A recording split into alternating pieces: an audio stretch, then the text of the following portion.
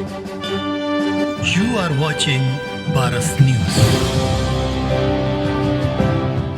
اعلیٰ تعلیم کے حوالے سے جامعہ نمل حیدرآباد شہر میں ایک مستند تام اور مثالی درسگاہ کی حیثیت اختیار کر چکی ہے۔ طلباء کی تعلیم و تربیت میں نمل کا کردار مثالی نظر آتا ہے۔ نیشنل یونیورسٹی حیدرآباد کو طلباء کے ساتھ ساتھ والدین کا اعتماد اور شہریوں اور نمل دوستوں کا بھرپور تعاون حاصل ہے۔ تربیت کے اسی سلسلے میں شہری ہوابازی ادارے کے تربیتی ڈائریکٹر سمیر سعید نے ایک موٹیویشنل لیکچر دیا۔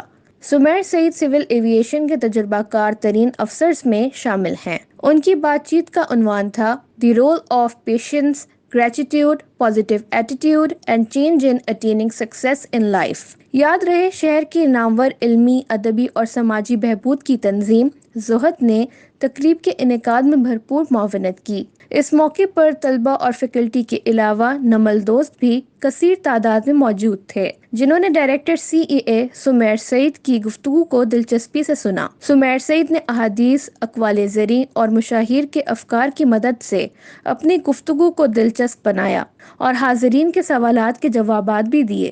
ان تربیتی مجالس کے نتیجے میں جامعہ نمل حیدرآباد کی آواز بن چکی ہے، جو نہ صرف اپنے طلباء بلکہ دیگر شہریوں کی کردار سازی میں مؤثر رول ادا کرتی ہیں۔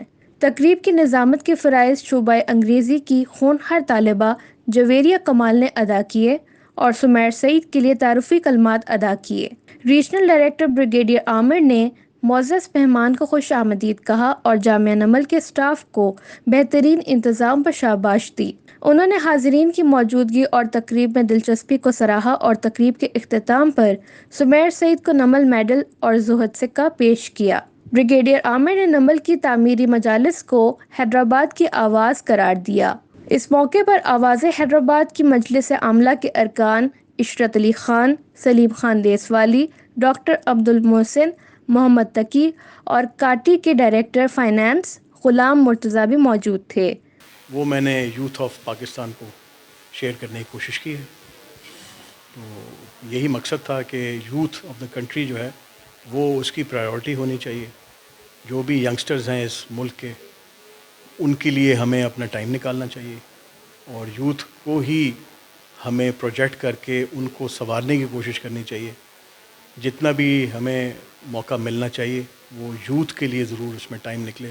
اگر یوتھ میں کچھ مزید بہتری آتی ہے تو اس وطن میں بہتری آنے کے امکانات موجود ہیں۔ تو they are the future of Pakistan, تو ان کے لیے ہر چیز حاضر ہے۔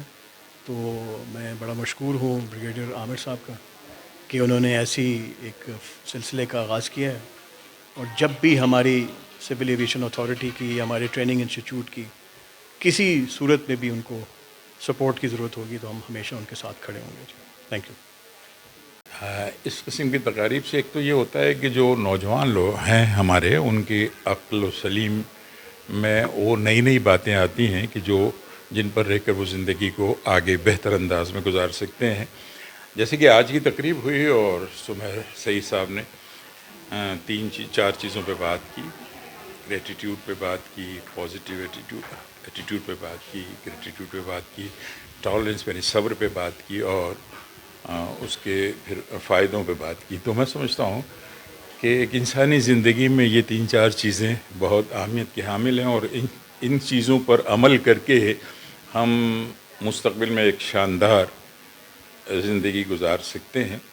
سمیر سعید صاحب نے جس انداز سے گفتگو کی اور اپنی سیر حاصل گفتگو میں طلباء کو یہ بتایا کہ زندگی میں جو پریشانیاں یا حوادث آتے ہیں، جو مشکلات آتی ہیں، انہیں آپ کو کس انداز سے جو ہے ہینڈل کرنا ہے اور کس طرح سے آپ کو اس کو بڑھنا ہے اور آگے کرنا ہے۔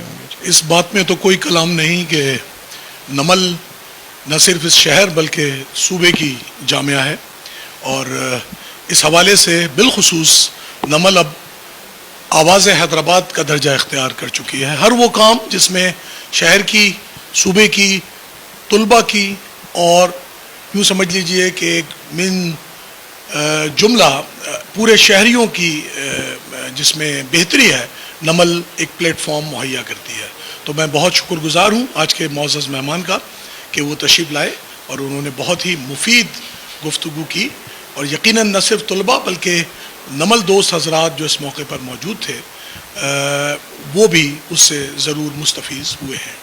میں ادھر زہد کا بھی شکر گزار ہوں کہ جن کی وساطت سے آج نمل میں یہ پروگرام منعقد ہوا، اور یہ انشاءاللہ تعالی سلسلہ پہلے بھی نمل میں جاری رہتا ہے اور انشاءاللہ تعالی آئندہ بھی جاری رہے گا۔